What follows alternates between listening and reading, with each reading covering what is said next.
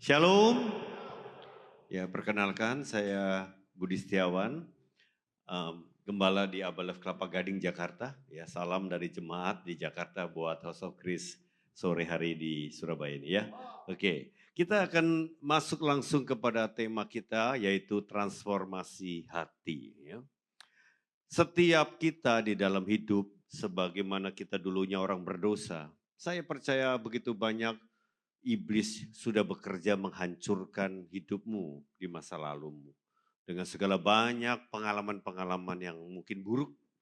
Dan ketika kita percaya Tuhan dan jadi orang percaya, tetapi segala luka-luka itu nggak dibereskan, itu akan menjadi penghalang utama di dalam pertumbuhan rohanimu selanjutnya.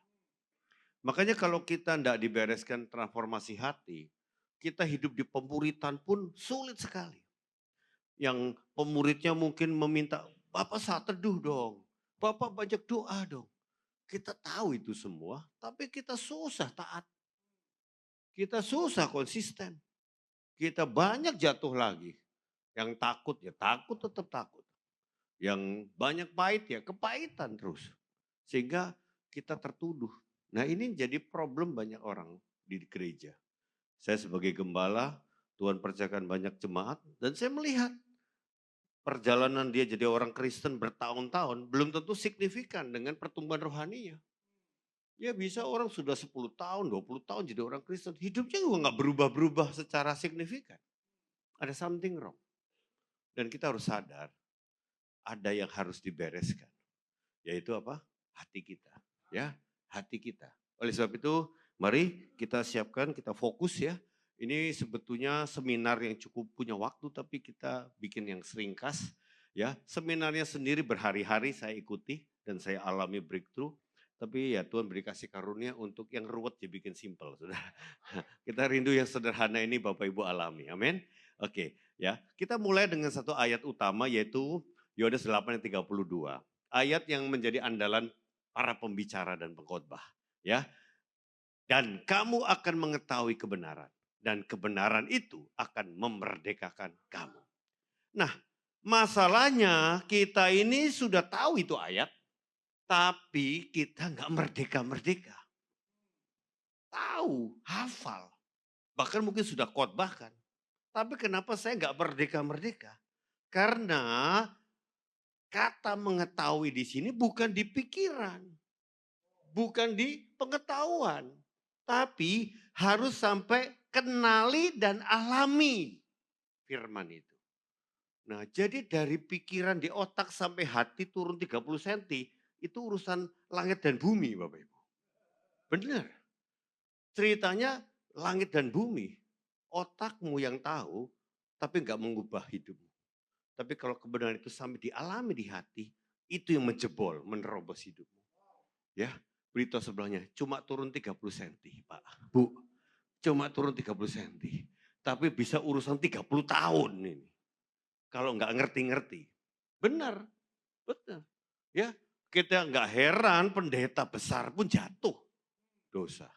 Entah jatuh kasus keuangan, jatuh kasus perselingkuhan. Lah kan udah khotbah kemana-mana. Karena semuanya cuma di otak. Gak sampai dialami di hati. Makanya House of Grace harus jadi gereja pemuritan. Setiap orang harus punya hidup akuntabilitas kepada orang lain. Pendeta besar yang jatuh-jatuh itu tanya, siapa yang bisa negur kamu? Tidak ada. Tidak ada yang bisa negur dia. Makanya dia jatuh. Siapa yang bisa nanya soal kekudusan hidupmu? Tidak ada yang berani. Makanya kalau nggak ada yang bisa negur kita, kita jadi orang yang paling berbahaya di dunia. Siapa yang jagain kita? Betul nggak? Kalau Bapak Ibu nggak hidup dalam akuntabilitas, karena rata-rata kita orang berdosa punya spirit independen. Hidup sekarang PDW. Hidup semau gue kalau orang Jakarta. Sehingga kita kalau akuntabilitas itu bikin kita nggak nyaman. Kok kamu nanya-nanya privasi saya? Kok kamu nanya-nanya masalah pribadi saya? Nah itulah orang independen. Nggak suka ditanya-tanya urusan privasi. Karena privasi sama dengan ego. Ini ego saya. Ini urusan pribadi saya. Nggak bisa diutak-utik. Saya umpamakan orang independen itu seorang yang hebat, kuat, cuma masuk dalam penjara buatannya sendiri. Bisa bayangkan saudara? Saudara hebat, tapi saudara ada di dalam penjara buatannya sendiri. Saudara nggak akan kemana-mana. Saudara bikin penjara supaya orang nggak masuk hidupmu. Jangan utak-utik hidup saya. Tapi ingat, saudara pun nggak akan kemana-mana, karena itu penjara mengekang saudara. Ini ya. Oleh sebab itu hari ini, Tuhan mau jebol penjara itu. Tuhan mau terobos hatimu. Sehingga hidupmu diubahkan dan engkau akan dipakai Tuhan mengubah hidup orang banyak. Amin. Oleh sebab itu, kebenaran ini harus dialami. Karena kita punya musuh yang paling serius yang namanya kebohongan. Lalu kalau Bapak Ibu bicara musuh kebohongan ini peperangan yang sesungguhnya. Bukan orang doa-doa ikat-ikat setan di udara. Tapi peperangan terbesar itu adalah kebohongan di hati kita sendiri. Jauh di dalam hatimu terselip kebohongan. Apa ciri-ciri orang yang sedang dibohongi Bapak Ibu?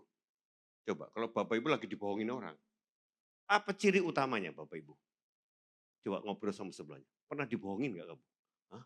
Pernah kan? Banyak orang kita dibohongin orang ya. Dia bohongi istri, dibohongi suami sendiri, dibohongi anak, ya kan? Nah, apa cirinya kalau kamu benar-benar lagi dibohongi? Kamu tidak sadar lagi dibohongi. Betul? Kalau kamu sadar, ya nggak bisa dibohongi. Langsung kamu bohong ya, langsung ketahuan. Tapi kalau kamu santai, berarti kamu nggak sadar itu lagi dibohongin. Ada orang taruh investasi bodong, dijanjiin interest ya, bunga yang begitu menjanjikan, indah sekali, besar sekali. Wah dia taruh duitnya. Malah dia sampai utang buat naruh di sini habis-habisan. Ujung-ujungnya habis betulan, bukan untung tapi buntung. Karena dibohongin. Temannya udah bilang, jangan, itu bohong. Ah, kamu ini iri ya sama saya. Lah, dikasih tahu malah dablek ya. Ya, senggol sebelahnya, masih mau dibohongin terus kamu? Ayo coba senggol sebelahnya. Masih mau dibohongin terus? Sama si iblis itu. Oleh sebab itu, kita mau sama-sama bahas ya. Yang namanya standar kemerdekaan sejati apa? Kalau kita bilang, saya udah merdeka Pak. Ya, apa ukurannya? Yaitu apa? Ya, kemenangan dan kesembuhan sejati, ya harus menang, harus sembuh betul-betul. Karena sudah menemukan dan membereskan akar penyebabnya yang di dalam hati. Jadi kebohongan itu masuk begitu dalam di dalam hati. Ya, itu harus ketemu itu. Bukan sekadar mengendalikan buah akibat perbuatan yang dari luar. Contoh, kalau Bapak Ibu nanam pohon, entah apa aja lah, misalnya apel, ya, pengennya apelnya manis, ya. Pas nanam entah beli bibit dari mana, ditanam ujung-ujung suatu hari berbuah, apelnya asam kecut. Waduh, nggak bener ini, ditebas semua apelnya yang asam-asam kecut. Aku nggak mau ini, tak tungguin nanti berikutnya panen jadi manis. Isora, bisa nggak? Ya berikutnya keluarnya asam kecut lagi. Karena salahnya bukan di buahnya, salahnya di mana? Dari benihnya. Dari dalam tanah itu akar benihnya aja udah keliru. Sehingga pasti muncul buah yang asam kecut, betul nggak? Yang benar, ya nanam pohon yang benihnya benar, udah nggak ada cara lain. Kamu nggak bisa suntik, nggak bisa apa supaya jadi manis, nggak bisa. Begitulah orang yang sudah dibohongi, dari dalam hatinya aja udah rusak, udah bobrok. Bagaimanapun keluarlah semua yang buruk itu. Contoh, ada orang ngomongnya kasar. Kasar kalau ngomong, nyelekit, pedes.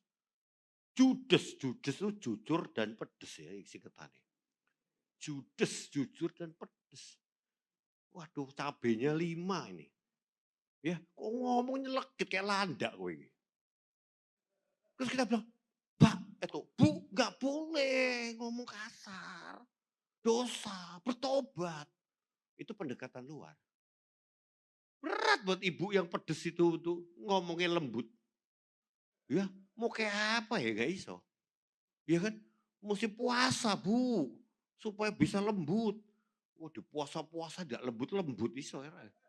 Repot Karena kita nggak cari kenapa dia jadi orang yang seperti itu. Ternyata ketika digali, ketemu. Dari kecil memang diperlakukan kasar. Dari kecil dia punya orang tua yang keras. Dia ditabur benih yang keras, kasar. Sehingga tumbuhlah benih itu menjadi pribadi yang kasar. Betul gak saudara? Kalau kita bilang gak boleh, itu pendekatan luar. Inilah cara kita yang salah ketika kita menggembalakan jemaat. Bertobat, doa, puasa, baca firman. Cuma disentuh dari luarnya tanpa ditemukan kenapa dia begitu. Makanya kita perlu dilayani seorang pribadi. Gak bisa dikotbahin aja. Tapi memang nanti di akhir khotbah ini saya mau secara korporat kita mendoakan. Biar Roh Kudus yang bekerja. Tapi selanjutnya saya rindu Bapak Ibu akan nanti minta dikonseling secara pribadi. Dan kita rindu semua pemimpin mengalami pemulihan. Selanjutnya semua pemimpin komsel mengalami pemulihan. Selanjutnya sampai semua anggota komsel mengalami pemulihan. 2026 kalau bisa seluruh jemaat House of Grace dipulihkan Tuhan. Amin. Oleh sebab itu Bapak Ibu, standarnya kita sudah ketemu akar penyebabnya. Sebentar nanti saya jelaskan bagaimana caranya. Dan tujuannya adalah tidak ada lagi pertarungan batin. Ya, tidak ada lagi pergumulan di dalam hati. Dan mengalami buah kemenangan yang konsisten. Sekarang langsung aja. Siapa di sini mantan perokok? Angkat tangan. Dulu perokok, sekarang sudah lebih bebas, lepas. Angkat tangan. Angkat tangan, ayo. Wah, yang baju hitam ya. Perlu perokok berapa bungkus, Pak, sehari? Berapa? 3 bungkus. Lumayan, Pak. 3 bungkus ya. Ongkosnya banyak juga ya, Pak. 3 bungkus. Ya kan? Terus bisa lepas, Pak? Bisa lepas? Sekarang udah lepas betulan, Pak? Udah menang betulan? Oke. Kalau Bapak tiba-tiba diajak makan siang sama teman, terus di depan Bapak habis makan siang, ambil rokok ngebul-ngebul, Bapak tergoda enggak? Sekarang? Enggak tergoda? Enggak bergeming ya Pak ya? Enggak ya? Hah? Apa? Terganggu asapnya, malah terganggu ya Pak ya? Waduh, tepuk tangan buat Bapak ini. Sudah tidak ada lagi pertarungan batin. Kalau kita yang masih baru lepas rokok masih gampang tergoda. Depan pas rokok mulai ngiler, aku pengen ini suara tak tahan-tahan, enggak boleh tapi ya. Itu masih bergumul berarti, belum menang, betul gak? Kali-kali nanti diem-diem rokok deh, betul gak? Terus kalau dia mau ngerokok, lihat-lihat ada jemaat gak yang, siapa tahu ada jemaat nanti sama-sama jemaat, malu aku. Diem-diem, oh enggak ada jemaat ngerokok. Itu masih kalah namanya. Tapi rokok sudah menang. Mungkin, tapi soal marah belum menang. Jadi dalam hidup kita tuh kayak puzzle. Hidup kita punya banyak bagian. Di satu sisi menang, di satu sisi belum menang. Nah kita mesti jujur. Pak, kalau rokok sih saya sudah menang Pak. Udah nggak ada efek goda-goda, udah tidak iso Pak. Tapi kalau marah Pak, apalagi di jalan Pak. Wih itu motor lawan arah, emosi aku Pak. Buka jendela tak semprot Pak. Ada yang nyalip aku, ngotong weh, jangan main-main Pak. Itu di mobil sudah ada Pak. Itu satu batang besi Pak, tak keluarin Pak. Lah modelnya kayak koboi begini. Tapi rokok menang Pak. Nah, jadi dalam hidup kita sudah ada yang menang tapi ada bagian yang belum menang. Nah ini harus diberesin terus. Sampai akhirnya semua hidup kita serupa Kristus. Amin. Ini tujuan hidup kita. Pemuritan itu gitu. Sampai saudara semua bertumbuh serupa Kristus. Ya makanya butuh kejujuran. Butuh keterbukaan. Amin. Ya, oleh sebab itu Bapak Ibu, kita mau bahas lebih jauh. Karena musuh kita yang tadi saya sebut adalah pembohong. Iblis sang pembohong. Karena Tuhan sang kebenaran. Kebenaran menyembuhkan, kalau pembohong membunuh rohanimu. Membunuh jiwamu. Ya, mari kita baca ayatnya sama-sama Yohanes 8 ayat 44. 2, 3, dia adalah pembunuh dari sejak semula. Dan tidak berpegang kepada kebenaran. Karena tidak ada kebenaran di dalam dirinya. Jika ia mengatakan kebohongan, Ia mengatakannya dari karakternya sendiri karena dia adalah pembohong dan bapak kebohongan. Waduh, kata bohong berapa kali disebut? 3 kali.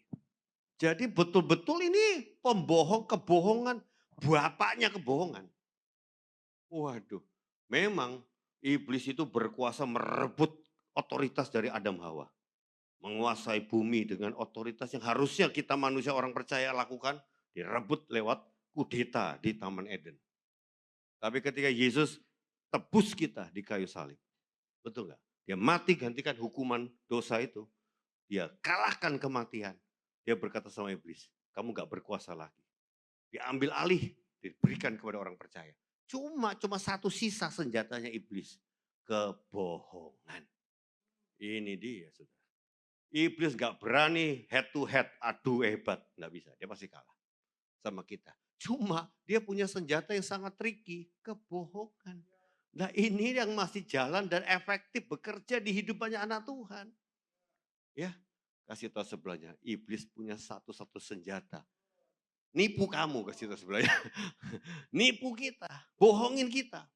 Makanya Bapak Ibu kalau kita bicara peperangan rohani, ya nemuinlah kebohongan itu. Jangan-jangan musuh itu sudah di dalam banyak, di dalam hidupmu, di dalam hatimu bertahun-tahun. Jadi kamu cari-cari musuhmu di mana-mana, dia bilang, aku udah di sini dari dulu, tapi nggak tahu. Betul nggak? Itu yang bahaya sudah. Oleh sebab itu hari ini saya mau kita peka, kita minta Tuhan bongkar. Kalau ada yang masih nyelip dalam hidup saya, bongkar. Ya, Bapak Ibu, kenapa kita sebagai orang yang mau dilayani perlu ngerti prinsip ini, prinsip dasar ini.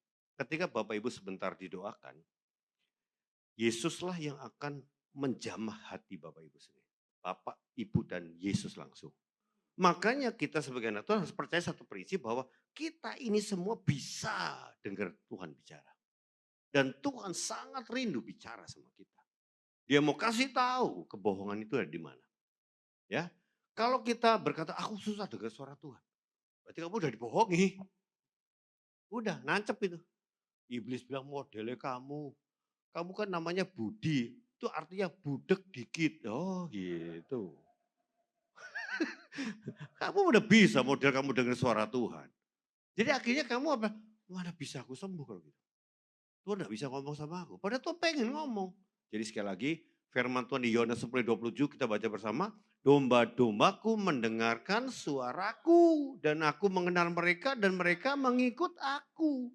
Jadi setiap kita domba, coba lihat sebelahnya domba atau kambing ayo. Domba kan, kita domba Tuhan bukan kambing, kita domba. Setiap domba mendengar suara gembalanya, suara Tuhan. Betul nggak? Makanya Tuhan mau bicara sore ini sama Bapak Ibu.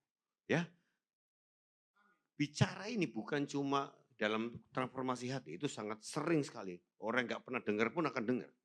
Tapi latihlah kau dengar suara Tuhan setiap saat. Saya belajar dulu, saya dari background Protestan, nggak percaya tuh soal dengar-dengar suara Tuhan itu.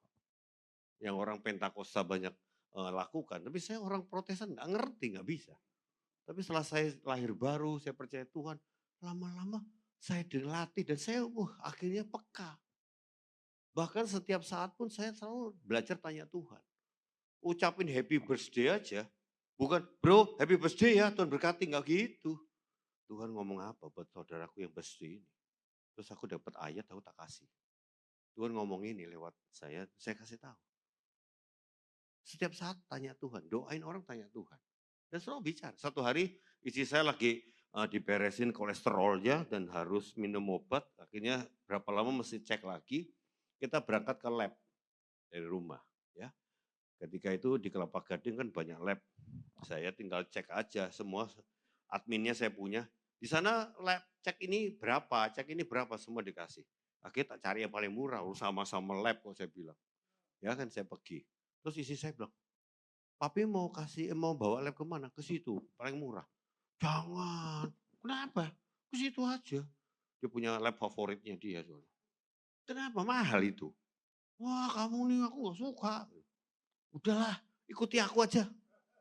Akhirnya dia kesel, dia tidur di mobil. Nah, saya sambil nyetir, sudah mau belok U-turn ke lab saya. Saya tanya Tuhan, sorry Tuhan. Saya mau nanya Tuhan deh. Tuhan, harusnya saya lab mana Tuhan? Tuhan bilang, kamu ikuti lab istrimu. Ikuti kan lab istrimu. Kenapa Tuhan? Ada diskon. Oh gitu tuh ada diskon kata Tuhan. Tuhan tuh peduli Pak. Tuhan sayang sama saya. Ya, oke Tuhan saya taat. Saya langsung gak U-turn lurus lagi, ada lab istrinya tinggal depan. Saya bilang, Mami bangun.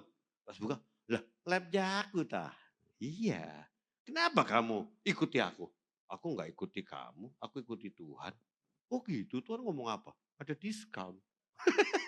Ayo turun. Saya bilang, pas aku nanya, Bu ada diskon. Bapak umur berapa? Oh istri saya 65.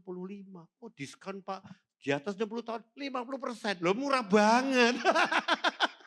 Ngerti gak? So simple. Itu kecil-kecil ya. Itu daily lah. Saya banyak sekali dengar suara Tuhan. Tuhan tuh baik banget. Makanya kalau kamu tuh rada budek ya susah. Saudara, saudara harus bilang Tuhan bongkar ini telingaku yang budek ini. Aku mau dengar suaramu dan akan bicara dia sore ini. Amin. Ya nanya aja. Kalau nggak pernah nanya dia mau ngomong nggak iso. Makanya nanya dia jawab. Amin. Kuncinya nanya. Jangan diem aja. Nanya Tuhan. Ya itu nanya. Apa yang pun nanya. Kalau nanya ya nungguin nanti dia ngomong. Ya latih kepekaan. Ya. Jadi ini saudara. Dan rindu mengalami Tuhan. Karena kita dengar untuk mengalami jamahan Tuhan. Itu tujuannya kan. Bukan mendengar untuk egoisnya kita. Bukan. Kita dengar untuk taat sama Tuhan. Untuk mengalami Tuhan pasti dia bicara.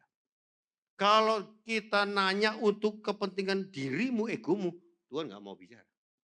Ini nggak benar motivasinya. Betul kan? Tapi kalau untuk kemuliaan Tuhan, pasti dia akan tuntun. Dia rindu sama nadanya. Frekuensi kalau orang main musik, cocok frekuensinya. Berikutnya sekarang. Mengapa ada orang yang nggak bisa dengar suara Tuhan atau nggak bisa ngalami Tuhan? Ada 3 penyebab utama. Ya, ini yang disebut kebohongan. Kebohongan yang akhirnya bisa merusak hubunganmu dengan Tuhan. Jadi kamu susah dengar suara Tuhan, waktu didoain pun susah, keras gitu. Kenapa? Nomor 1, kepahitan. Orang yang sakit hati yang kepahitan biasanya dihakimi orang. Diperlakukan, dituduh, dibully, dihina, diremehkan apapun ya. Tindakan buruk, diperlakukan tidak adil, dia pahit. Dia dihakimi, orang yang dihakimi atau orang pahit akan cenderung akan melawan dengan melakukan yang sama. Saya dihakimi maka saya menghakimi. Makanya kalau Bapak Ibu dilukai sama orang, saya jamin 100% yang melukai itu orang terluka. Udah pasti. Orang terluka akan melukai. Katakan sebelahnya, orang terluka akan melukai. Udah jelas. Orang terluka akan melukai. Jadi kalau Bapak Ibu dihakimi, Bapak Ibu kan menghakimi. Bapak Ibu dilukai, Bapak Ibu akan melukai. Terus yang lebih bahaya lagi, kita akan playing victim. Merasa jadi korban karena dilukai kan. Dirugikan kan. Kita merasa korban. Lalu kita nyalahin pelaku. Entah siapa dia. Orang tuamu kah? Suamimu kah? Atau siapapun. Pemimpinmu kah? Kamu merasa korban, dia jahat, kamu baik. Kamu korban. Selalu gitu kan posisinya. Salah Bapak Ibu. Yang benar, Bapak Ibu memang si pelaku jahat melukai Bapak Ibu. Tapi ingat Bapak Ibu tetap bisa memilih. Mau terluka atau mau mengampuni. Ya kan? Pilih A, kepahitan, B, mengampuni. Pilih salah satu, coret yang tidak perlu. Gitu. Terus kamu kepahitan, lah milih kau salah. Jadi kepahitan pun harus bertanggung jawab atas pilihan salahmu. Kan kamu bisa ngampuni. Jadi kalau kamu merasa saya korban yang murni benar dan yang pelaku murni jahat, it's wrong. Orang sakit hati tetap bersalah. Siapa mulai terserah. Siapa yang mulai, siapa yang balas, sama-sama salah. Betul kan? Karena kamu juga punya kuasa untuk mengampuni kan. Sehingga kamu tidak kepahitan. Ketika kamu memilih kepahitan, ya salah pilihan. Ini kebenaran yang memerdekakan. Makanya pola playing victim itulah kebohongan. Iblis berkata, kamu korban. Dia jahat. Kamu dijahatin, kamu korban. Orang yang playing victim nggak akan bertobat. Karena dia merasa korban. Betul nggak? Yang berubah dia, saya kan korban. Nah ini, di sinilah di lock. Nggak bisa berubah, ini orang setengah mati, ini orang begini. Sampai dia sadar, saya juga salah Pak dan saya mau bertobat. Ini dia. Dan yang paling bahaya orang kepahitan adalah dia nyalahin Tuhan. Kenapa saya lahir dari orang tua yang jahat? Saya sudah diserahin sama orang lain dari kecil. Waktu saya doain seseorang, dia ngelihat, Pak saya dapat penglihatan. Saya ngelihat ibu saya, tapi sama ibu yang lain. Dan itu ibu saya sekarang. Ibu saya, maksud ibu saya itu ibu tiri ya sebetulnya. Saya ngeliat ibu saya sama ibu yang lain. Ibu yang lain itu ngomong, Bu, nanti kalau udah lahir, anak ini tak kasih kue ya. Terjadi transaksi. Ternyata ibu kandungnya menyerahkan kepada seseorang yang adalah ibu tiri, ibu dia. Dia nggak tahu ini ibu tiri ya sekali lagi ya. Dia pikir ibu yang sekarang ini ibu asli. Ternyata ibu tiri. Terjadi. Dia nggak tahu. Tapi dia orang terluka sekali. Baperan banget ini ibu. Ketika saya doain, saya lain sama istri. Baru Tuhan kasih tahu. Ini kan dia nggak tahu. Kan tapi Tuhan maha tahu. Dan dia bisa kasih tahu. Sekali lagi. Amin. Nah begini, kalau di puasa Bu, jangan baper. Nah iso. Gak begitu caranya ngelayani orang begini. Bongkar kebohongannya. Dia tertolak dari lahir. Bahkan dari rahim. Karena transaksinya waktu dia di rahim umur 5 bulan. Ada satu penolakan dari ibu asli, ibu kandung kepada anaknya sendiri. Aku enggak mau anak ini, aku mau kasih sama kamu. Entah apa alasannya.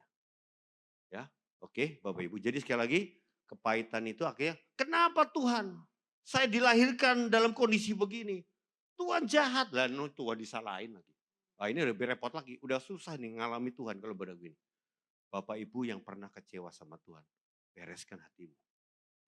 Kalau enggak, kamu susah akan didoakan. Susah dilahirkan. Karena kamu pun curiga sama Tuhan. Kamu curiga, apa Tuhan punya urusan lain? Udah tujuannya apa Tuhan? Maunya apa Tuhan? Loh, kamu tuh kok curiga? Karena dia nggak percaya sama orang tuanya kan. Orang tuaku aja bisa tega kok.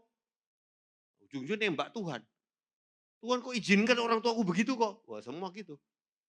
Paling gampang nyalain paling atas kan. Betul nggak? Akhirnya Tuhan yang disalahin. Hati-hati. Itu yang pertama.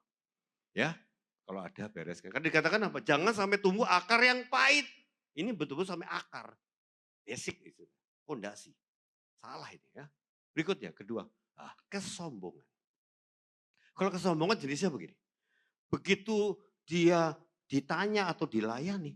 Pak, kalau saya mah gak ada masalah Pak. Saya oke kok Pak. Saya udah beres semua Pak. Itu dulu Pak itu. Udah beres Pak. Beres.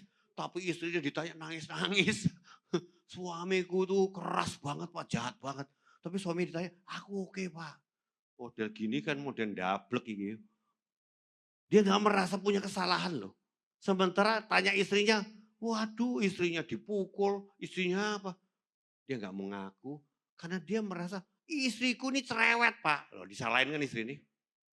Orang sombong itu paling hobi menyalahkan orang dan membenarkan diri.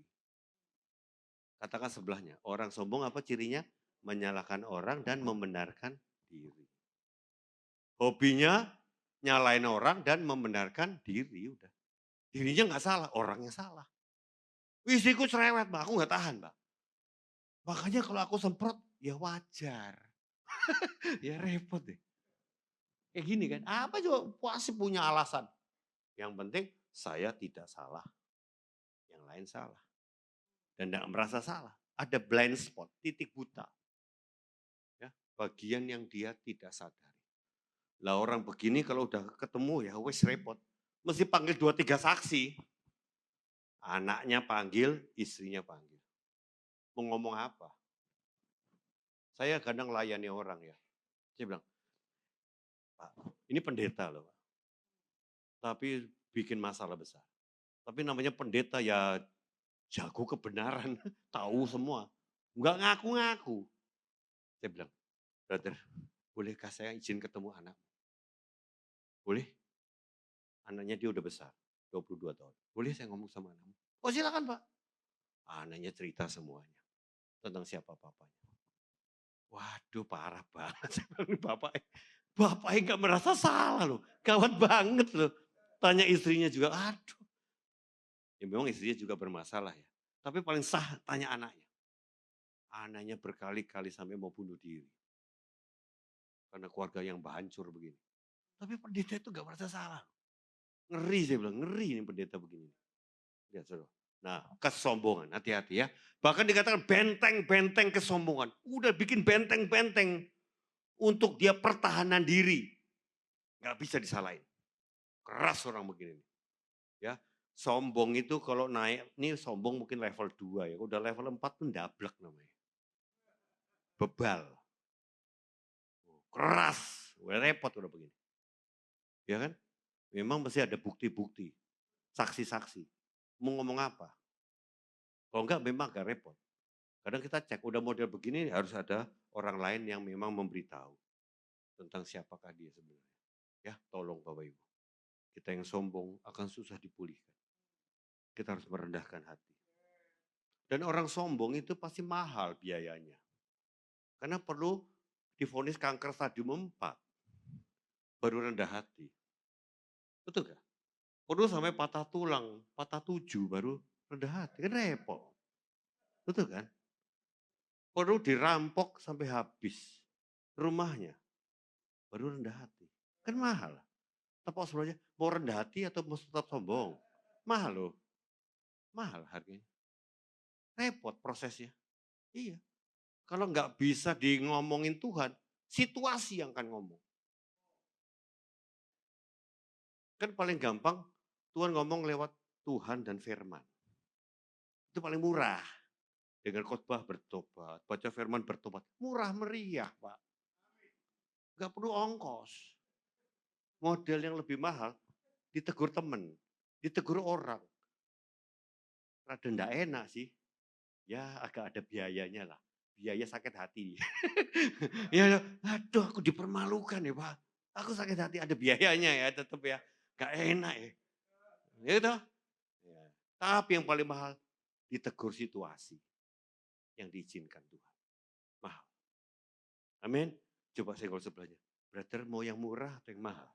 Kan gitu. Tinggal pilihan toh. Tapi banyak orang sampai perlu digituin memang harus Tuhan bicara. Gak bisa enggak. Ya Tuhan aku udah ngomong segala cara loh.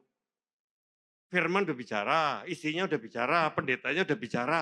Ya terpaksa rumah sakit bicara. Amin. Ya, oke. Berikut. Yang ketiga, yaitu apa? Ketakutan dan rasa malu. Nah ini jenisnya beda. Kalau sombong enggak sadar dia punya sesuatu kesalahan. Tapi kalau takut atau rasa malu, tahu dia punya masalah, dia punya problem, cuma enggak mau ngaku. Itu bedanya. Malu kalau aku cerita. Dari kecil ditanam sama papa mama. Jangan cerita-cerita aib keluarga. Malu. Nah ini hati-hati nih. Ya, jaim. Reputasi kalau sama orang luar mesti kelihatan baik. Sama keluarga kita kelihatan baik. Kalau ada ketahuan, malu. Biasanya nuntut anaknya, kamu mesti juara. Ya kan, saya diperlakukan begitu sama mami. Kok papi nggak begitu? Mami itu tuntut saya harus benar, harus karena papi saya itu dokter, direktur rumah sakit di kota kami Magelang. Dan saya sebagai anak yang namanya dokter, kolega, segala macam. Papi sih rendah hati, tapi mami ini ya kebalik. Dokternya sih rendah hati, tapi istri dokternya yang masalah itu kan di situ. Istri dokternya yang sombong, itu mami saya. Mami saya gengsian. Di teman-temannya dia ya bikin bangga-banggain anak. Kalau ada yang dibanggain masalahnya. Jadi kalau nggak dibanggain malu mami ini. Punya anak kayak kamu. Wah saya ditanam juara Budi, juara dipaksa. Ya saya juara tenan memang waktu SD. SMP saya berontak tenan. Mami ini cuma manfaatin saya. Buat cerita-cerita, buat teman-temannya. Malu kalau kamu ketahuan welek rapotmu. Malu mami. Nah itu dia. Bahaya ya. Senggol sebelahnya. Diajarin nggak malu-malu itu? Hah? Hah? Bahaya. Kita mesti perform baik. Orang lain mesti lihat baik. Nah, itu hati-hati. Makanya perasaan lo menyerang pribadi. Beda sama rasa bersalah. Masih mending lo rasa bersalah. Kalau rasa bersalah yang ditembak perbuatan salahnya. Tapi kalau rasa malu yang ditembak gambar dirinya, harga dirinya, itu lebih menancep itu. Ya, kalau rasa bersalah tinggal berita pengampunan, ampunilah dirimu. Tuhan ampuni kamu, ampunilah dirimu sendiri. Tapi kalau malu, nggak mau ngaku masalahnya. Jadi dia nggak mau terbuka ya kalau kita tanya, bisa kamu datang ke dokter sakit-sakitan ya, tapi karena malu cerita, dokter tanya, Pak sakit apa? Enggak sakit-sakit, enggak sakit apa-apa. Udah ngapain ke saya? Bapak kenapa malu kalau datang ke dokter justru cerita sejujur-jujurnya kan? Supaya kediagnosa dengan tepat. Betul nggak? Sakitnya di mana? Aduh di perut. Bagian kiri apa kanan? Kanan Pak. Mesti jujur kan? Melilitnya seperti apa Pak? Aduh kalau malam-malam Pak. Cerita jujur kan? Semakin jujur semakin tepat. Kamu ini sakit apa? Usus buntu. Sehingga dioperasi, betul kan? Coba kalau kamu bohongin dokternya. Yang rugi siapa? Ya kita. Dikasih obat salah obatnya bohong ya dokter dibohongin. Akhirnya mah gak ngerti dokter dikasih obat yang salah. Makanya Bapak Ibu, dengan Tuhan kita terjujur terbuka. Karena dalam kasih Yesus tidak ada ketakutan, tidak ada rasa malu. Dalam kasih ya kita yang sempurna dilenyapkan ketakutan. Kita justru pengen pulih, Tuhan aku ngaku Tuhan. Ada yang salah dalam diriku, aku ngaku aja Tuhan. Walaupun aku sudah orang lama di gereja, bahkan aku sudah khotbah, tapi Tuhan aku mau jujur, aku punya problem. Nah ini penting Bapak Ibu, jangan malu. Ya, oke. Sekarang kita akan masuk langsung kepada satu gambar besar tentang transformasi hati yang harus dipahami. Ilustrasinya sederhana, Bapak Ibu. Ketika Bapak Ibu lihat di atas langit asap tebal, wih asap tebal. Wah ini pasti bukan sampah dibakar ini, kebakaran betul ini kalau asap setebal ini, betul kan? Bapak Ibu, wah ini kebakaran ini, setebal itu, begitu lebat. Oke, Bapak Ibu akan cari di mana? Apa yang kebakar, betul ya? Kita putar mobil, kita pengen tahu, kita cari sumbernya apinya. Ketemu pabrik yang kebakaran. Lalu kita lihat itu pemadam kebakaran begitu banyak mobil-mobilnya. Nggak mati-mati jam-jaman. Kenapa? Oh baru tahu pabrik thinner. Pantesan ada thinnernya bikin apinya nggak mati-mati. Nah, itu apa artinya? Asap itu semua problem yang kelihatan langsung keluar. Contoh, ketakutan. Gak bisa bohong, takut Pak, saya takut ketinggian Pak. Kalau saya naik, kalau di Mall of Indonesia itu kan ada eskalator yang langsung lantai 1 ke lantai 3. Jadi bukan naik selantai, naik langsung 2 lantai. Tinggi 2 lantai kan. Nah itu nanti Bu Eling pasti bersaksi di MDS. Redek dia. Waduh, gak bisa bohong Bu Eling. Aku takut Pak. Nah, dia udah sembuh. Ya nanti dia bersaksi kapan-kapan kalau khotbah. Gak bisa bohong namanya takut. Takut ketinggian ya. Apalagi gedung apartemen di balkon. Waduh Pak takut Pak. Kayak mau diseret Pak. Ya kan ada kan. Coba ada yang takut ketinggian. Gak apa-apa jujur aja. Ada takut ketinggian. Nah ada kan. Kedua takut gelap. Gak bisa bohong. Ada loh jemaat. Saking parahnya takut gelap. Sampai masuk kamar mandi rumahnya dia sendiri loh. Suami mesti nemenin. Lu kamar mandi sendiri. Kan terang juga sih. Coba sendirian itu loh yang dah. Sendirian dan gelap apalagi campur. Sendirian aja takut. Terus gelap lagi. Terus saya, Bu, ibu emang nggak pernah mandi sendiri? Nggak pernah. Selalu mandi sama siapa? Sama suami. Rupi. Parah banget, Bu. Atau apa? Nah ini benaya aja. Mana? Ini apa? Takut di ruang sempit. Makanya dia nggak bisa duduk di baris ketiga 7-seater car. Atau di window seat. Kalau di pesawat ada bagian window. Mojok ada 2 orang kan. Kalau naik pesawat 3-3 gitu ya. Airbus A320 misalnya, kan pasti 33 gitu ya. Nggak bisa, mojok gitu, sempit. Waduh, pengen keluar gitu. Itu saya pernah loh nganter orang. Ah, Pak Budi, mau loncat. Bu, tak beri. Sampai gede loh. Waduh, kenapa Bu? Ya itu tadi, itu nggak bisa bohong Pak. Ya. Saya pernah ngalami itu. Karena saya ternyata ketemu apinya waktu saya tenggelam di Senggigi, Lombok. Itulah asal muasalnya. Kalau dia waktu apa saya lupa kemarin konseling band. Ya. Jadi itu nggak bisa bohong. Takut apalagi asapnya apa? Macam-macam, Pak. Kemarahan, perselingkuhan, apa piutang piutang. Hidupnya cuma ngutang. Apa aja masalah itu asap intinya, ya. Jadi semua kita harus berani jujur mengakui saya punya asap, asapnya ini gitu ya. Dan semua kita kan punya banyak asap. Mungkin sore ini Bapak Ibu cukup akui satu saja yang Tuhan ingatkan. Bukan berarti selesai semua ya Pak, tapi satu item aja nanti Tuhan kita bereskan ya. Nanti berikutnya nanti ya asap yang lain, asap yang lain. Bisa saja asap yang satu ini efeknya mempercepat pemulihan asap-asap lainnya. Ya, itu aja ya, kita akan nanti berproses. Kedua, api. Api itu apa? Pengalaman pertama munculnya ini asap. Sejak kapan Benaya takut ketinggian? Takut ruang sempit. Ternyata dia waktu kecil terima apa Ben? Cerita dari kakek buyutnya, orang Dayak, kalau kakek mati, kakek buyut mati, semua apa tuh? Hamba-hambanya ajunya mati semua dibunuh. Untuk dikubur hidup-hidup. Jadi langsung kebayang, orang hidup dikubur, mati kan, geser napas, anak kecil. Cerita horor begitu diceritain, ya kan? Karena cerita keluarga ya, langsung masuk, cep, roh ketakutan. Sudah nancep sampai berapa tahun sekarang? Sampai sekarang. Lihat, betapa kebohongan jahatnya kayak gitu. Ini dia, ngeri kan? Nah jadi pengalaman pertama, kalau saya langsung waktu tenggelam di Segigi. Saya tahu betul. Langsung kayak sesak napas, kok tidur kadang, gitu, so gitu. Kayak saya tidur saya sampai. Aduh, merem, aduh, diserang gitu. Ya, jadi atau pola dosa. Jadi dia ngelihat, kenapa dia selalu jatuh di perselingkuhan. Lah bapak ibunya selingkuh. Udah copy paste saja.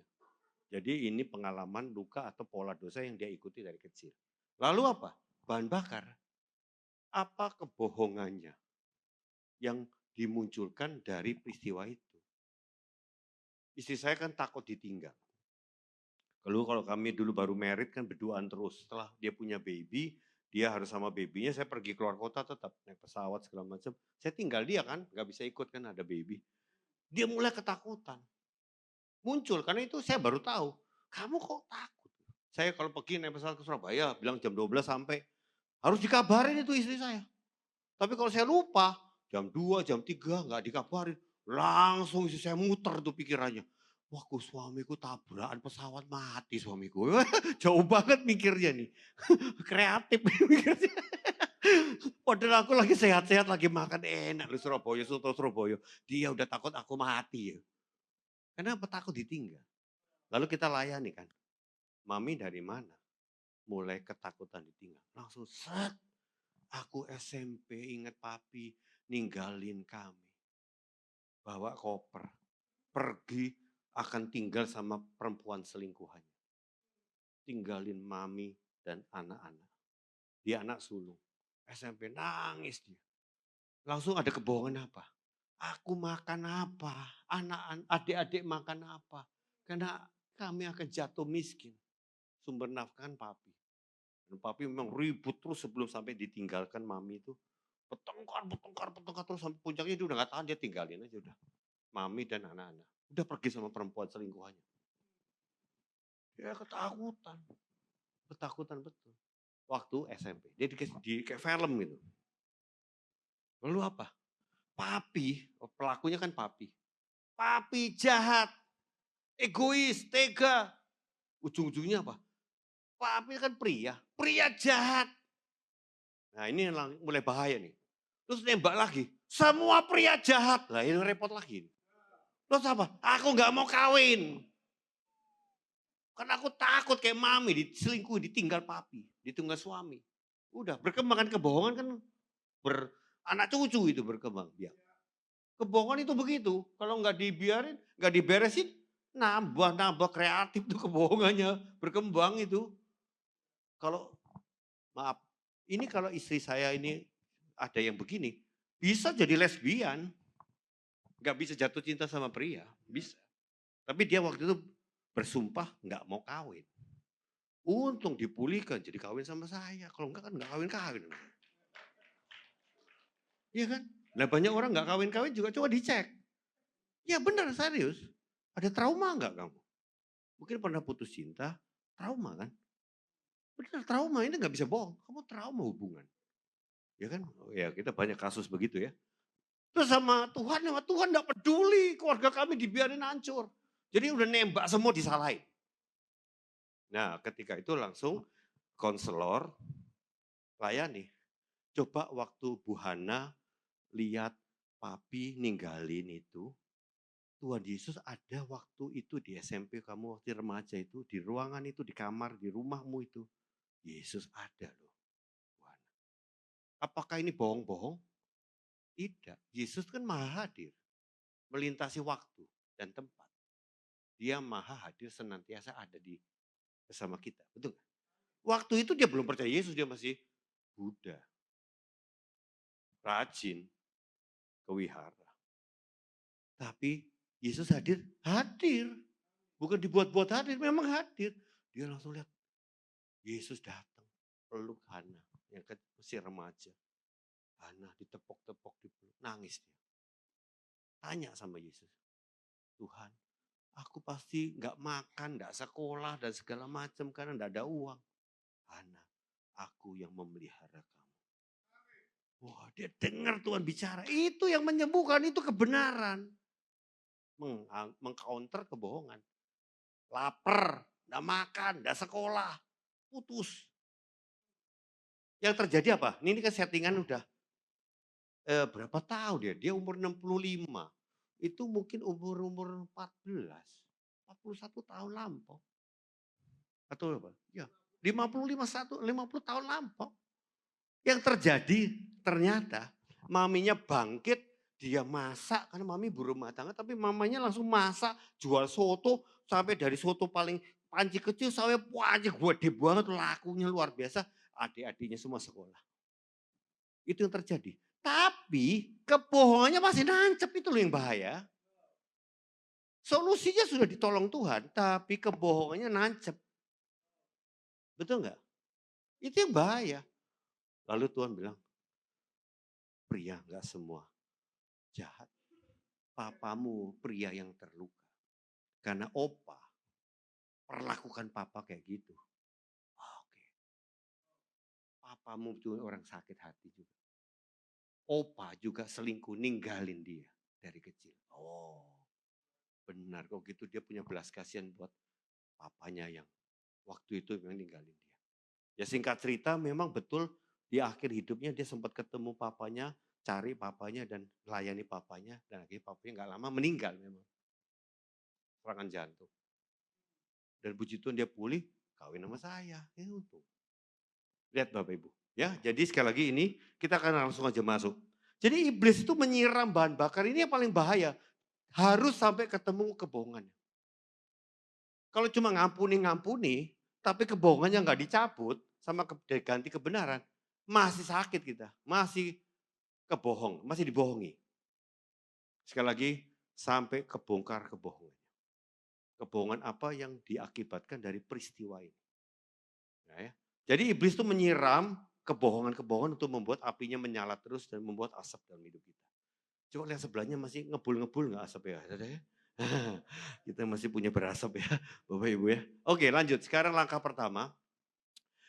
Ketika kita didoakan, dilayani, ada satu langkah prosedur yang wajib kita tanyakan. Apakah Bapak atau apakah Ibu bersedia membawa problemnya kepada Yesus? Harus ditanya, karena kalau nggak bersedia ngapain didoain, betul nggak saudara? Betul kan? Kita harus ditanya, Pak saya mau doain Bapak, Bapak bersedia?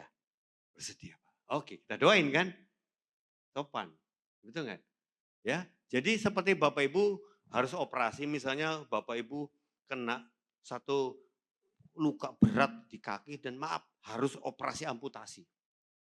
Kan dokternya mesti kasih formulir bersedia diamputasi. Teken loh. Gak mungkin main dipotong-potong kaki orang. Bersedia enggak Pak? Kalau enggak bersedia ya saya enggak amputasi. Terserah nanti enggak tanggung jawab loh saya rumah sakit. Betul kan? Kalau kakinya melebar lebih parah. Tapi ini kalau enggak dioperasi, enggak diamputasi, ini bahaya nyebar nih pembusukannya Pak. Teken, betul enggak? Senggol sebelahnya, teken dulu Pak, Bu. Diteken ya kalau ditanya, bersedia mau dipulihkan? Bersedia. Nah, itu dulu penting ya. Itu yang langkah pertama. Kedua, langsung seperti pasal tadi, asap yang bagian mana yang sore ini Bapak atau Ibu diingatkan Tuhan. Mungkin banyak asap, tapi kita hari ini kita nggak usah bahas semua. Asap mana yang paling ingin pertama kali mau diberesin. Oke? Akui sama Yesus problem emosi mana atau mungkin moral terserah ya. Tapi paling mudah gampang emosi sebetulnya. Tapi moral juga boleh. Pak saya perokok berat Pak, saya mau lepas Pak. Saya nggak menang-menang, nggak bisa lepas rokok. Oke, rokok. Oke. Atau tadi saya punya kemarahan, saya punya ketakutan.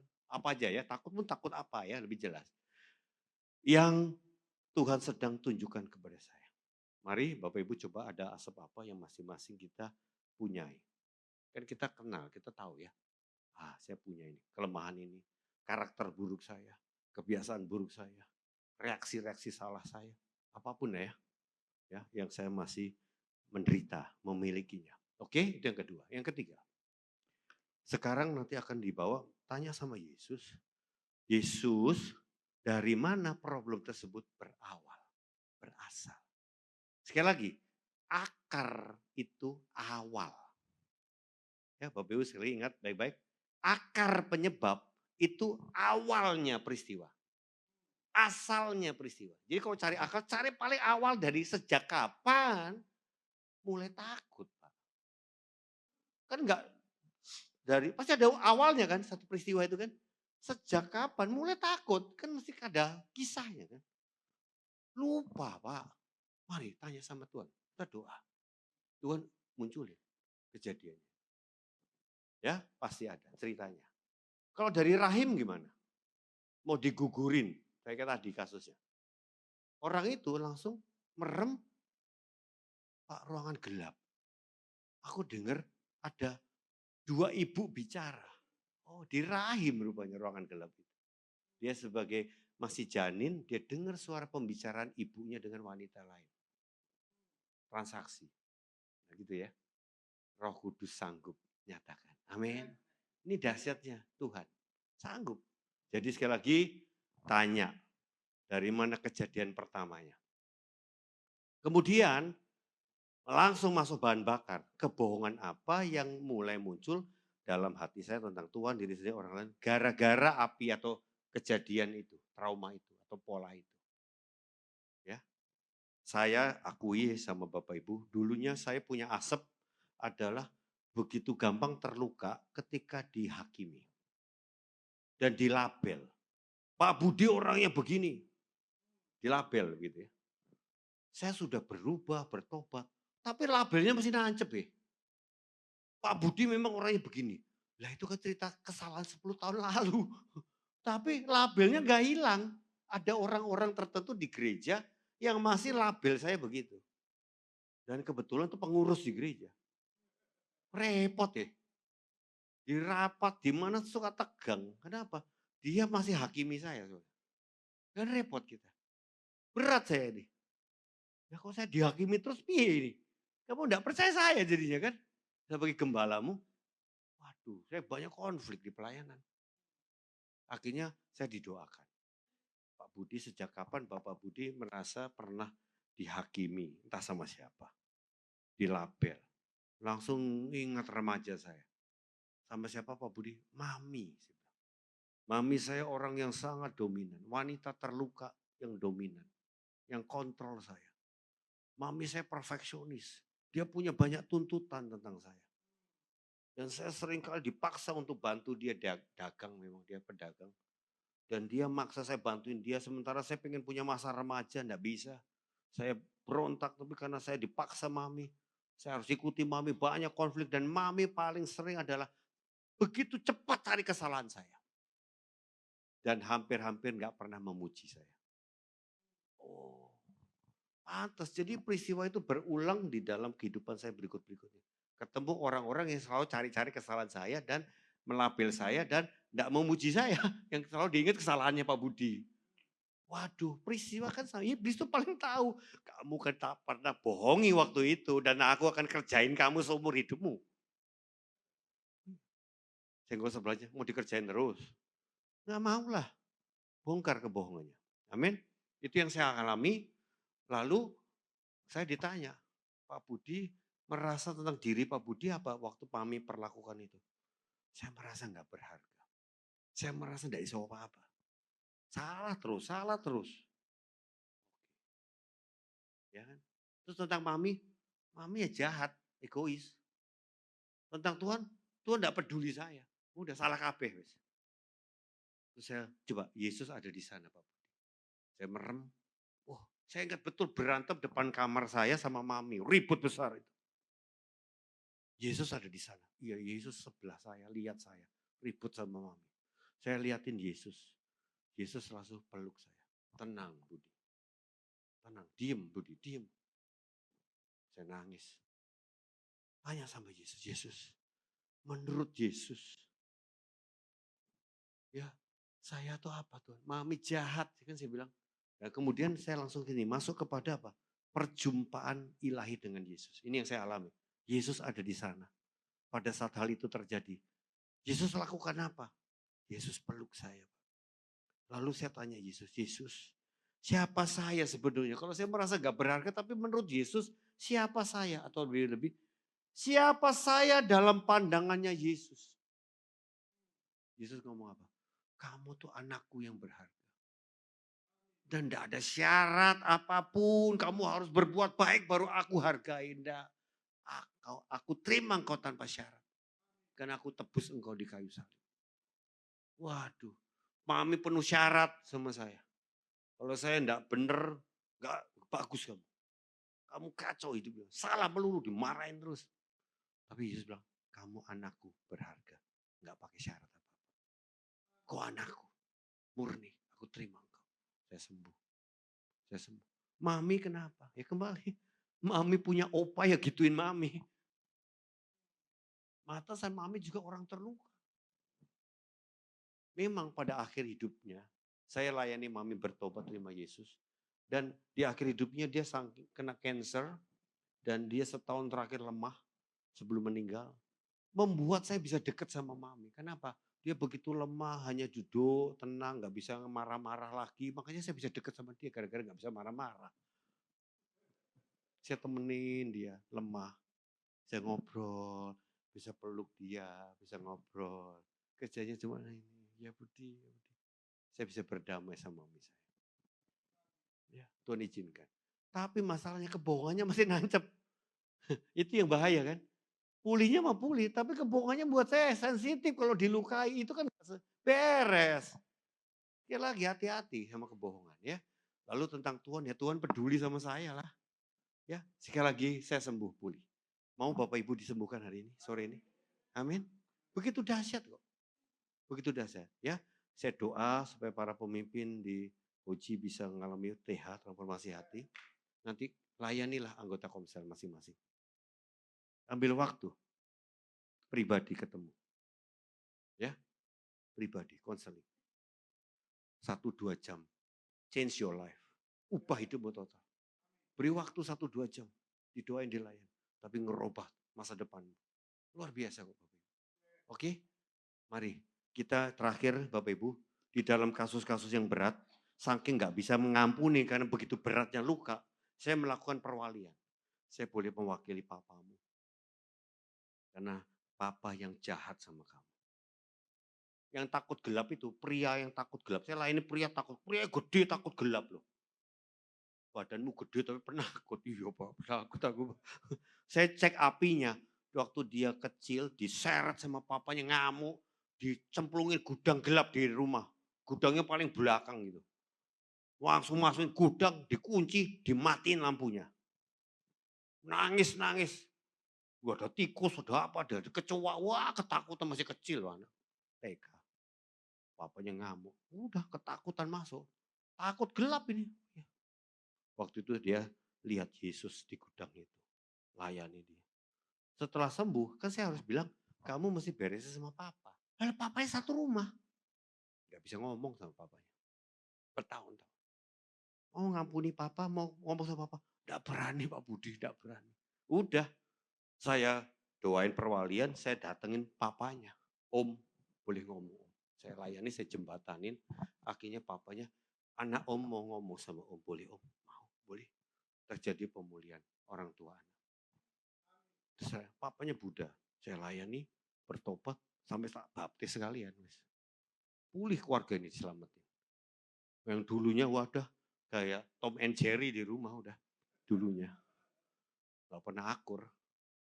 Bapak anak. Amin. Oke. Makanya Bapak, dan kita akan lepaskan berkat. Kamu jadi pria yang berani. Pria yang menang. Amin. Mari kita datang kepada Tuhan. Saya undang. Kita boleh tenangkan, ambil waktu. Handphone semua disimpan. Kita tidak terusik dengan segalanya. Yes Lord. Mari Bapak Ibu, kita boleh hampiri Tuhan. Mari Tuhan, aku begitu rindu. Jiwaku terbuka untukmu Tuhan. Amin. Yes Lord.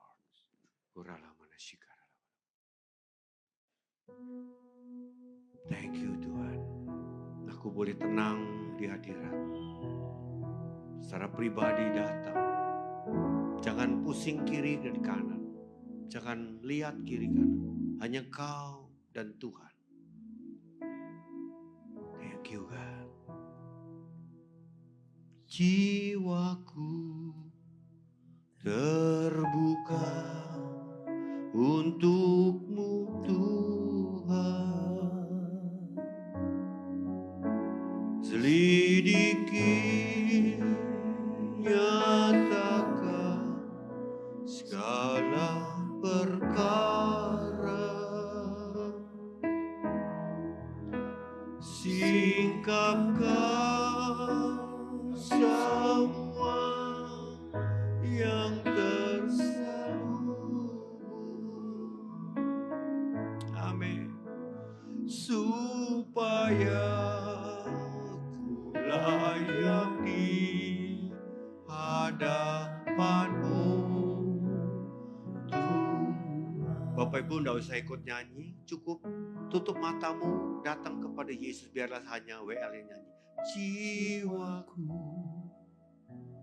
terbuka. Mari kita secara pribadi datang. Kita pejamkan mata, kita datang sama Yesus. Amin. Amin. Segala perkara, Singkapkan, bukakan Tuhan. singkapkan Ya, yang terselubung, semua yang tersembunyi, yang terselubung. Amin. Supaya ku layaki, Amin. hadapanmu. Amin. Tuhan. Saya sebagai mewakili Tuhan ingin bertanya, apakah Bapak Ibu bersedia untuk membawa problem Bapak Ibu kepada Yesus sore hari ini? Kalau engkau bersedia, bisa jawab di hatimu, Yesus saya bersedia. Katakan sama Tuhan, katakan, mari kita respon. Yesus saya bersedia, saya rindu sekali Tuhan. Makasih Tuhan, makasih buat respon Bapak Ibu. Yang kedua saya ingin bertanya, apakah ada asap yang engkau diingatkan Tuhan? Ada satu problem emosi, moral, finansial yang Tuhan ingatkan. ini mengganggu hidupmu. Kau jatuh bangun di hal itu. Kau berkali-kali bergumul, aku mau menang, aku mau lepas. Tapi berkali-kali kalah dan jatuh lagi. Orang-orang di sekitarmu berdampak yang gak baik tentang kekurangan kelemahanmu.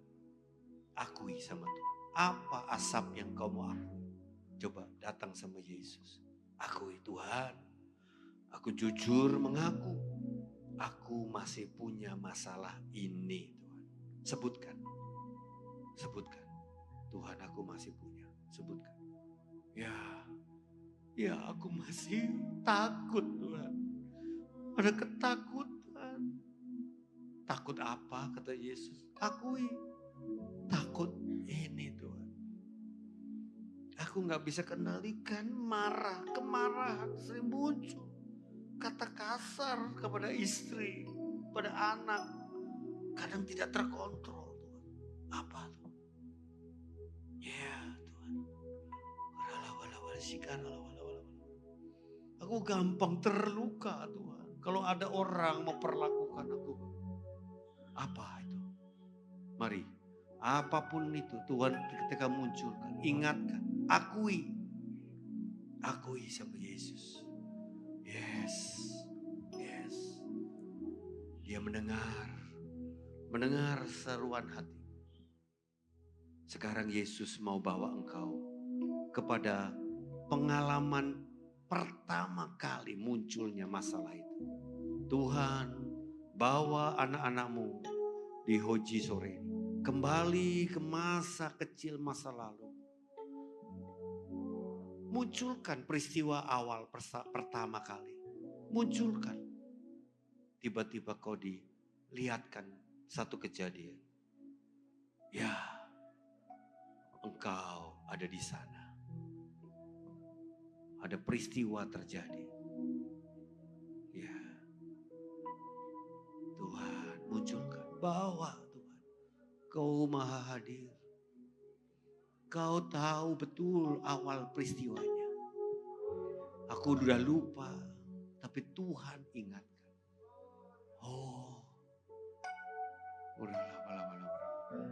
Ya, seperti gambar, seperti video. Ya, kau ingat kejadian itu. Mungkin kau masih kecil.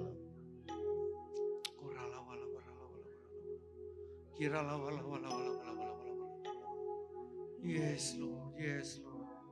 Oh, ketika itu remaja. Ya, aku tiba-tiba ingat. Oh Tuhan. Ya. Apa perasaanmu ketika itu terjadi? Apa perasaan? Mari akui jujur. Saya merasa terluka. Saya merasa begitu ketakutan, Tuhan. Apa yang kau rasakan ketika kau alami itu? Mari. Jujur akui. Itulah kebohongan tentang dirimu sendiri. Kau merasa gak berharga kah? Kau merasa gak ada perlindungan kah? Kau merasa gak aman kah?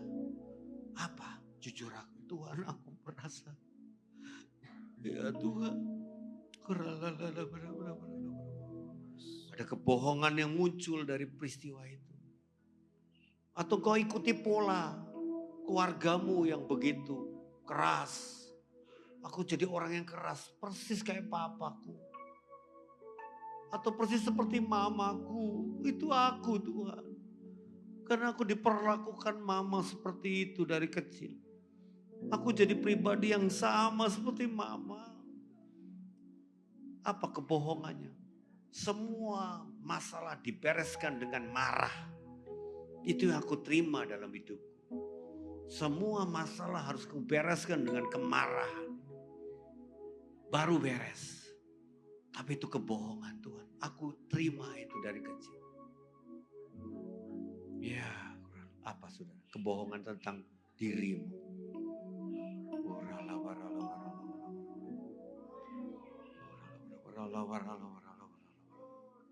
Sekarang tentang pelaku, kalau itu ada. Entah papa, entah mama, entah oma, entah siapakah dia. Itu kamu punya pengalaman trauma. Apa pandangan atau kebohonganmu tentang pelakunya? Aku diperlakukan tidak adil. Dia jahat sama saya. Kenapa dia gak sayang saya, Tuhan? Apa kebohongan tentang pelaku? Ya, ingat, itu yang tertanam di dalam hatimu tentang pribadi tersebut. Lukamu, ketakutanmu tentang orang itu. Ya. Bahkan kau bisa saja menyalahkan Tuhan. Apa pikiranmu tentang Tuhan gara-gara peristiwa itu? Di mana Tuhan? Kenapa Tuhan biarkan itu terjadi?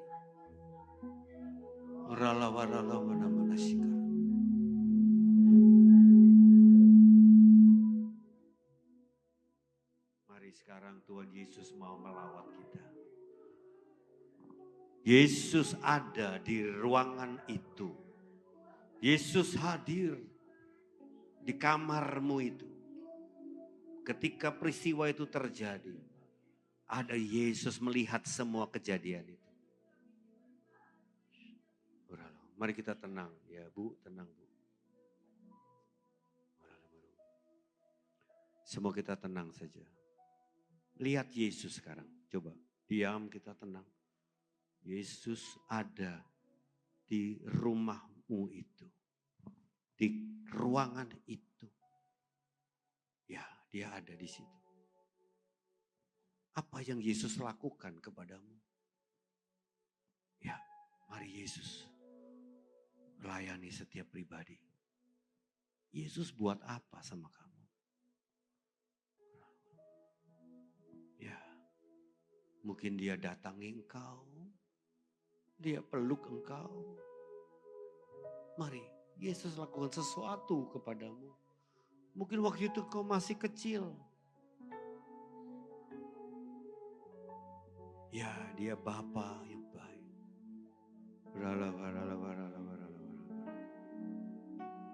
Lalu Yesus berkata, mengatakan sesuatu. Atau kau bisa tanya, Yesus mau ngomong apa? Ketika saya begitu hancur ketika peristiwa itu. Siapa saya menurut Engkau Yesus? Siapa saya dalam pandangan Tuhan? Dia bicara, kau anakku. Ya, selanjutnya dia bicara secara pribadi. Tanya sama Tuhan. Ada kebenaran yang memerdekakan masuk. Ya. Kebenaran dari mulut Tuhan Yesus. Dari hati Tuhan. Yes. Ya, alami. Ya. Mau kasih Tuhan. Mari intim sama Tuhan. Dia bicara. Tanya sama Yesus. Iya. Mungkin kau tanya sama Yesus lagi. Menurut Yesus, kalau kau terluka sama papa,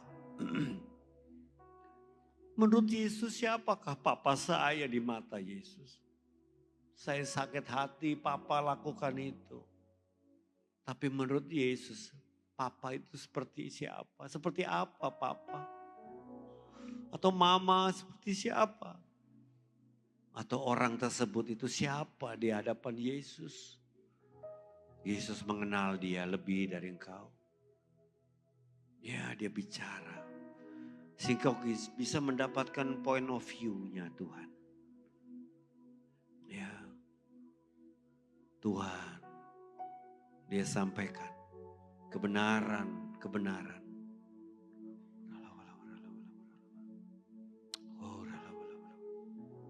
Ya.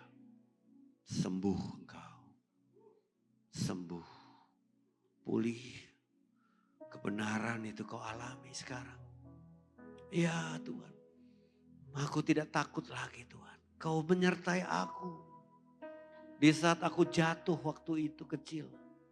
Kau ada menopang aku. Ya Tuhan. Kau menjaga aku tenang Tuhan. Aku tentram di dalam pelukan-Mu. Yes. Mari, syukuri apa yang kau alami. Tuhan, makasih Tuhan. Ya, dari akarnya aku disembuhkan Tuhan. Ya Tuhan, aku bebas Tuhan. Aku berharga Tuhan. Ya Tuhan, aku bisa mengampuni pelaku itu Tuhan. Ampuni dia. Ampuni pelaku itu, entah siapakah dia. Ya, dia juga mungkin pribadi yang juga terluka atau pribadi yang mengalami hal yang sama. Ya Tuhan, makasih Yesus. Makasih. Bebas. Pulih Tuhan aku.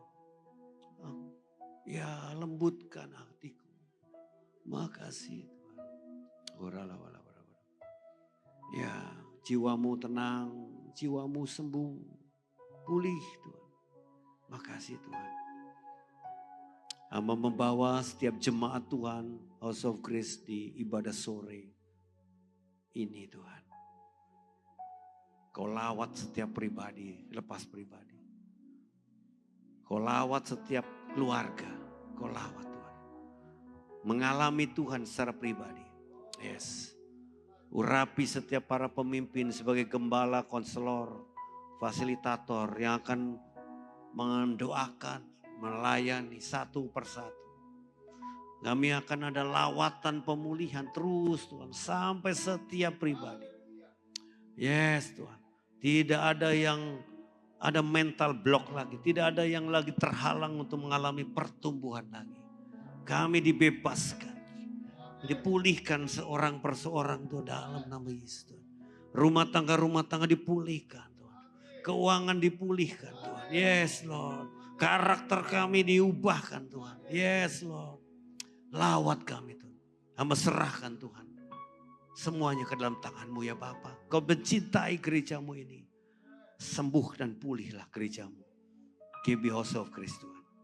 Di dalam nama Tuhan Yesus Kristus. Mari kita yang sudah mengalami Tuhan sama-sama katakan. Amin. Tepuk tangan buat Tuhan kita. Haleluya. Haleluya. Jadi sekali lagi Bapak Ibu. Ini merupakan awal. Bapak Ibu nanti bisa cerita pada pasanganmu. Kamu mengalami apa tadi. Dan kalau engkau begitu rindu. Mari beritahu pada pemimpin komselmu. Bolehkah saya konseling. Lebih serius lagi. Secara pribadi. Kita harap ini semua jadi fokus beberapa bulan ke depan. Sampai semua pribadi mengalami Tuhan. Amin. Tuhan Yesus memberkati Bapak Ibu.